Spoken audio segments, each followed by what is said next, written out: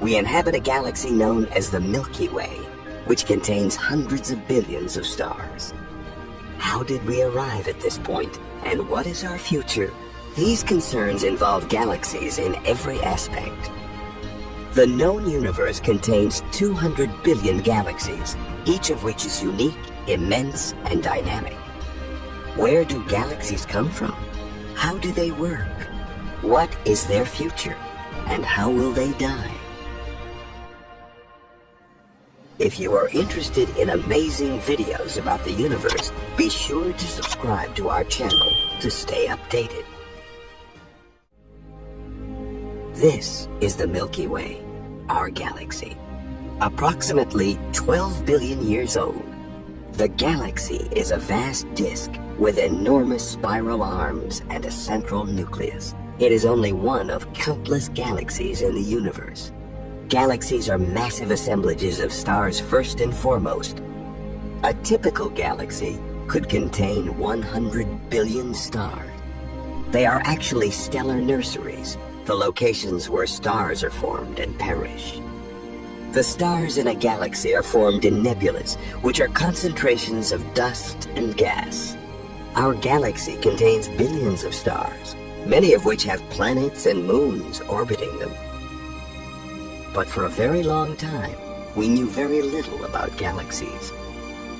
A century ago, we believed that the Milky Way was the only galaxy in the universe.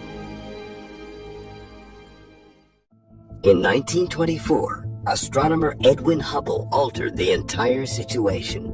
Hubble observed the universe using the most sophisticated telescope available at the time, the 100-inch Hooker on Mount Wilson near Los Angeles.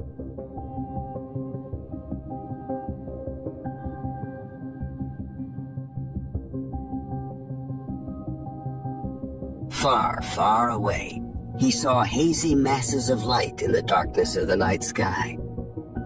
He realized they were not even separate stars. They were entire star-filled cities, constellations far beyond the Milky Way. The astronomers received an existential jolt. We went from the Milky Way galaxy being the only galaxy in the universe to billions of galaxies in a single year. Hubble made one of the finest discoveries in the history of astronomy when he discovered that the universe contains a large number of galaxies, rather than just one.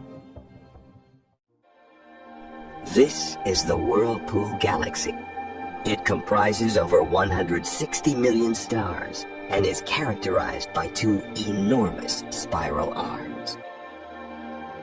In addition, the stars of the huge elliptical galaxy M87 shine with a golden hue, since it is one of the oldest galaxies in the cosmos.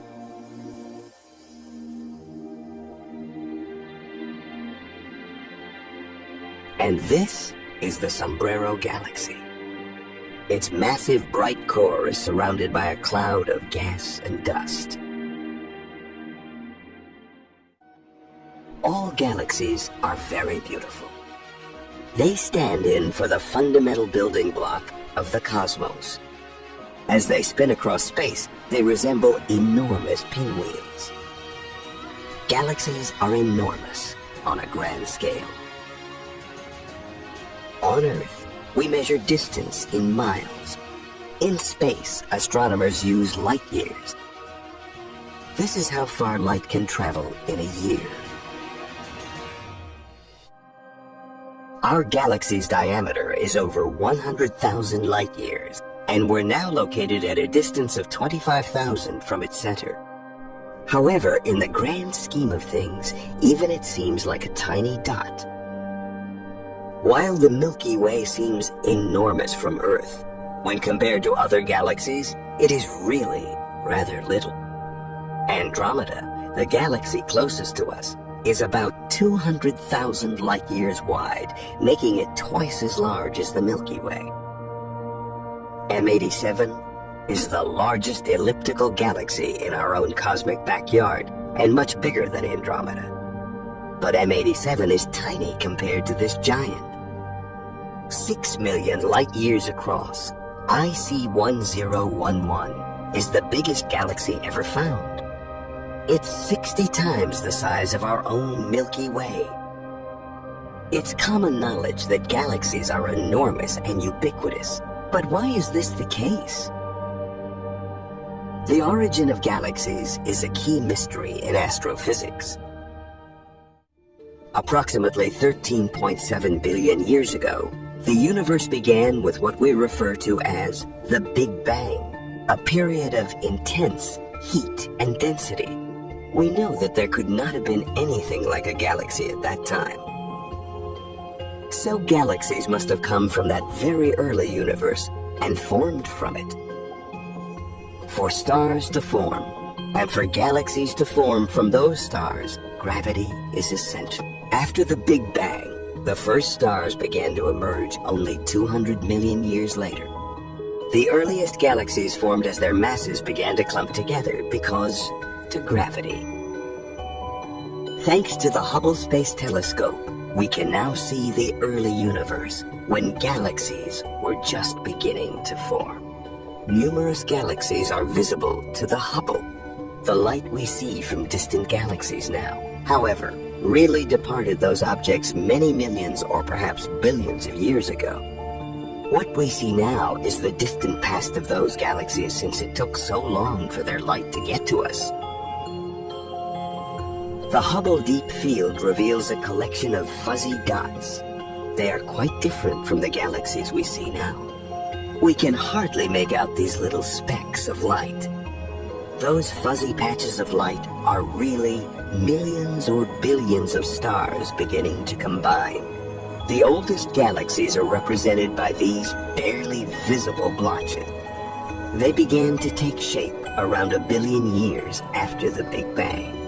However, Hubble's range of visibility ends there. A second sort of telescope, one too large to send into space, is required if we are to travel much farther back in time. Not only can the telescope identify primordial galaxies, but it can also trace their evolution.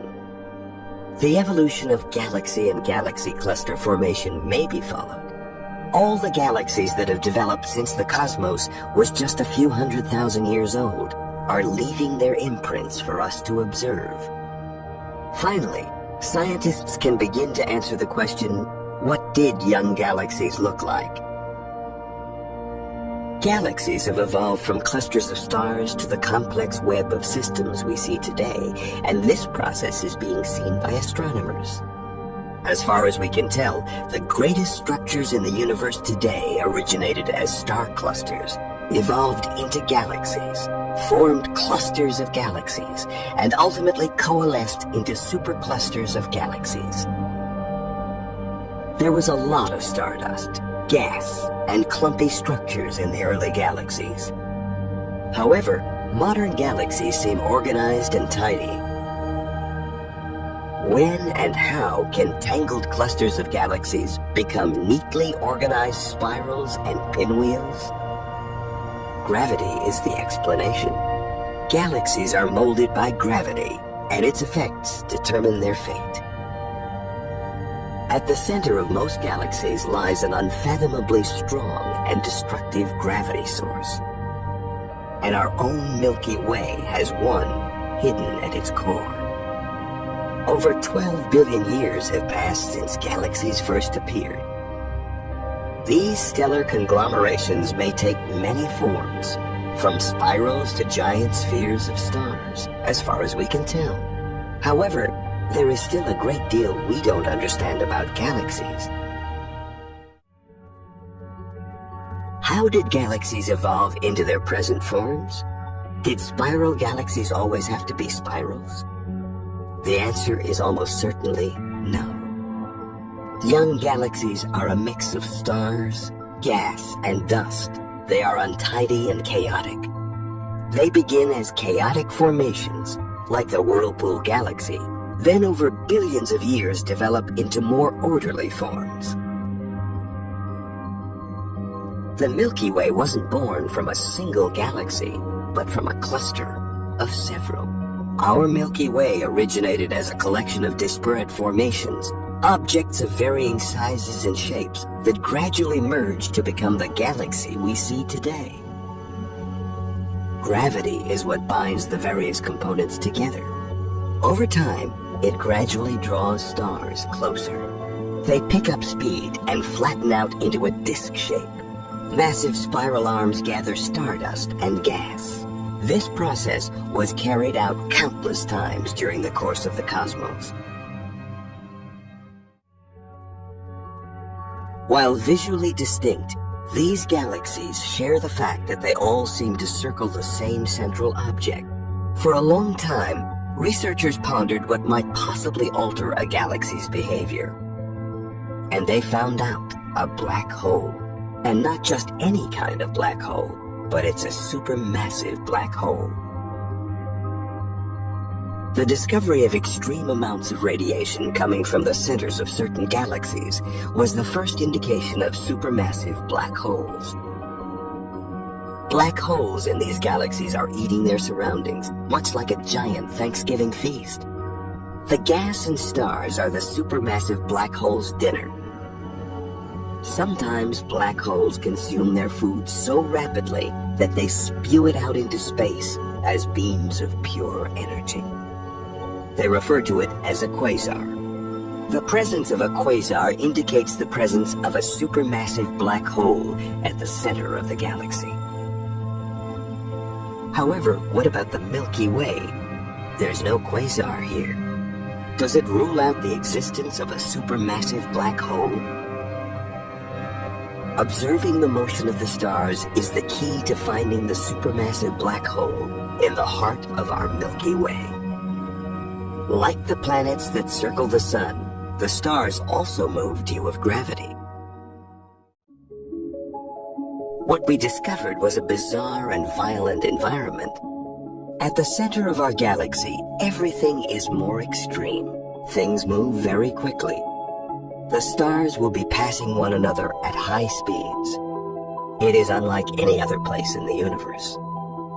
The photographs of the stars in orbit showed a remarkable phenomenon. They had to have been traveling at 1,000,000 miles per hour or more. Only a gigantic black hole has the energy to toss large stars around like that. This curvature was the conclusive evidence for a supermassive black hole at the heart of our galaxy, as it is the black hole's gravity that drives the orbits of these stars. A massive black hole, measuring 15 million miles wide, sits at the heart of our Milky Way galaxy. So, is there any danger to Earth? We are in absolutely no danger of being sucked into our supermassive black hole. It's simply too far away. In reality, the distance between Earth and the supermassive black hole in the heart of the Milky Way galaxy is 25,000 light years. That's many trillions of miles. For the time being, Earth is secure. Although supermassive black holes are the source of enormous quantities of gravity, they are not strong enough to bind galaxies together. In reality, the rules of physics dictate that galaxies should accelerate away from one another. So what's stopping them? Because there's something stronger than a gigantic black hole waiting to be discovered. It is invisible and very difficult to detect. It's called dark matter, and it's everywhere. Supermassive black holes discovered by astronomers are found in the centers of galaxies and are responsible for the rapid movement of stars in their vicinity. However, they are insufficient to hold together all of the stars in a vast galaxy. So what does hold them together? It was a mystery until a maverick scientist proposed that something unknown was in action. Fritz Zwicky, a Swiss astronomer, pondered in the 1930s why galaxies clustered together. He reasoned that because they weren't producing enough gravity, they should be flying apart. However, the force of our own gravity was insufficient. Therefore, he deduced that it must be something that had never been discovered before, something that had never even been considered, and he called it dark matter. Fritz Zwicky was decades ahead of his time, and that's why he grated on the astronomical community. And this is a brilliant idea. But he was correct, you know. It's possible that individual galaxies are also held together by the mysterious substance that Zwicky dubbed dark matter. Galaxies rely on dark matter as a kind of protective framework that keeps them from collapsing and moving about. Now, scientists have discovered that dark matter does more than just bind galaxies together. It may have also triggered their evolution. Scientists believe that after the Big Bang, dark matter started to cluster, and these dark matter clumps evolved into the galaxy's nucleus. However, the nature of dark matter is still a mystery to physicists. Weird things happen with dark matter since we don't know what it is. Obviously, it's not constructed from the same substance that humans are. You can't push against it. You can't feel it. However, it is likely everywhere. It's a ghost-like material that will pass right through you as if you didn't exist at all. Although our understanding of dark matter is limited, it seems to be abundant across the cosmos. That means there must be at least 6 times as much dark matter as regular matter, what humans are comprised of in the cosmos. And the way the cosmos seems to function depends on it. Observations of its effects on light have led to its recent indirect detection in deep space. Through a process known as gravitational lensing, it warps the light. The existence of dark matter may be tested using gravitational lensing. As a ray of light from a distant galaxy travels towards us, its course will be bent around a huge collection of dark matter due to the latter's greater gravitational attraction.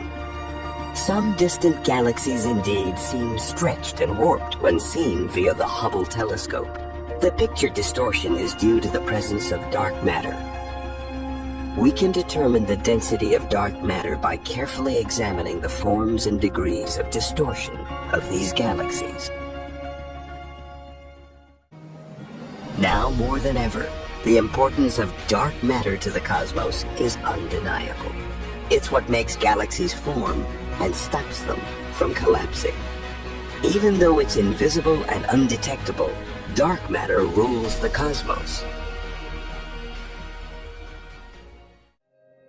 These galaxies seem to be completely alone. It's true, they are trillions of miles apart. But actually, they live in groups called clusters. And these clusters of galaxies are linked together in superclusters, containing tens of thousands of galaxies. The Milky Way's place in the cosmos remains a mystery. If you look at the overall image, you'll see that our galaxy is associated with a smaller group of galaxies, including about 30 members in total, and that our galaxy and Andromeda are the 2 largest members of this group. Further observation reveals, however, that our galaxy is embedded inside the Virgo supercluster. Researchers are now making maps of galaxy clusters and superclusters to better understand the cosmos. Galaxies are the immense star empires. The shapes range from enormous balls to intricate spirals. The problem is that they are always evolving. When we stare out into the cosmos, it's easy to assume that our galaxy hasn't changed in eons. It's not. The Milky Way is a dynamic galaxy. Over cosmic eons, its basic nature has been changing. Galaxies don't only evolve, they move as well. And sometimes they run into each other. The 2 galaxies will merge over millions of years when they collide. This kind of collision occurs all the time in the cosmos. Our own Milky Way is no exception. We are on a collision course with the galaxy Andromeda, and that's terrible news for the Milky Way.